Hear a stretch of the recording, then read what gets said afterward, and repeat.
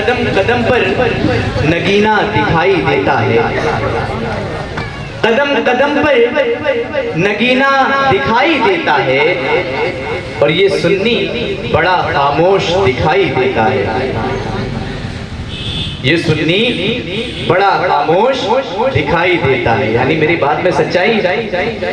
حق ہے، میری باتوں میں سچائی ہے۔ یہ سنی بڑا خاموش دکھائی دیتا ہے، تو خاموشی ہے؟ اگر ایسا نہیں ہے تو تڑپ کر بولیں سبحان اللہ، ایک آواز ہو کر بولیں سبحان اللہ، ہاتھوں کو فضاؤں میں لہرا کر بولیں یا رسول اللہ۔ قدم قدم پر نگینہ دکھائی دیتا ہے، بہار عرش کا زینہ دکھائی دیتا ہے، اور میرے خدا مجھے وہ زمین عطا کر دے جہاں سے صرف مدینہ دکھائی دیتا ہے، میرے خدا مجھے وہ زمین عطا کر دے جہاں سے صرف مدینہ دکھائی دیتا ہے، جہاں سے صرف مدینہ دکھائی دیتا ہے۔ شاعر کہتا ہے کہ دل بسمل سنبھلتا ہے، مدینہ یاد آتا ہے، دل بسمل سنبھلتا ہے، مدینہ یاد آتا ہے، اور کوئی جب نعت پڑھتا ہے مدینہ یاد آتا ہے، دل بسمل سنبھلتا ہے، مدینہ یاد آتا ہے، اور کوئی جب نعت پڑھتا ہے مدینہ یاد آتا ہے، اور دیار مصطفیٰ سے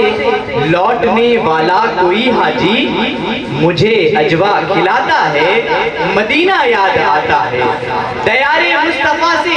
لوٹنے والا کوئی حاجی مجھے اجوا کھلاتا ہے، مدینہ یاد آتا ہے، اور چلو مل کر کریں چرچا نبی کے شہر کا لوگوں، چلو مل کر کریں چرچا نبی کے شہر کا لوگوں، سکون قلب ملتا ہے، مدینہ یاد آتا ہے۔ میرے سرکار کے فرمان کے دائیں بائیں، میرے سرکار کے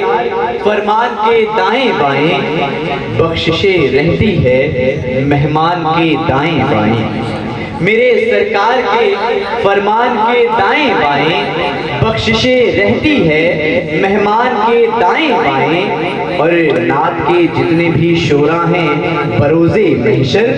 سب نظر آئیں گے حسان کے دائیں بائیں، نعت کے جتنے بھی شعراء ہیں بروز محشر سب نظر آئیں گے۔ خطاب سے ابھی ابھی آپ اپنے قلوب کو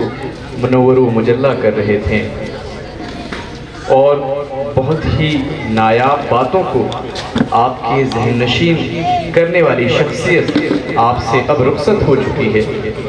بس کچھ وقت کے بعد خطیب ذیشان حضرت علامہ مولانا غلام صابر صاحب بھرواری قبلہ ممبر پر تشریف لانے والے ہیں۔ بس کچھ ہی لوگوں کے بعد حضرت کا خطاب آپ تمامی لوگوں کو سماعت کرنا ہے۔ بلا تاخیر اب میں آپ کا زیادہ وقت نہ لیتے ہوئے بلبل باغ مدینہ شہنشاہ ترنم، جن کی آواز ایک ایسی آواز ہے کہ جسے سنو تو بس سنتے رہو، اور یہ میری دلی پسند ہے کہ میں اگر انہیں سنتا ہوں تو پھر بس انہی کو سننا چاہتا ہوں۔ بس وقت کا تھوڑا سا مسئلہ ہے، جس لیے مجھے یہ کہنا پڑ رہا ہے کہ آپ کے لیے بس کچھ ہی وقت کے لیے وہ آپ کے سامنے آ رہے ہیں۔ اب میں دعوت سخن پیش کرنے جا رہا ہوں حضرت علامہ مولانا حافظ و قاری لعیق احمد صاحب قبلہ کو دعوت سخن پیش کرتا ہوں، اور اس اشعار کے ساتھ انہیں مائک پر بلاتا ہوں کہ تجلیوں کے طلبگار نعت پڑھنے لگیں، تجلیوں کے طلبگار نعت پڑھنے لگیں، غلام احمد مختار نعت پڑھنے لگیں، تجلیوں کے طلبگار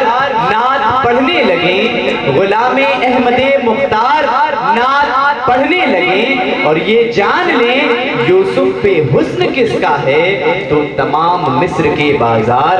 نعت پڑھنے لگیں۔ یہ جان لیں یوسف پہ حسن کس کا ہے تو تمام مصر کے بازار نعت پڑھنے لگیں۔ مائک پر حافظ و قاری لائق احمد صاحب اللہ۔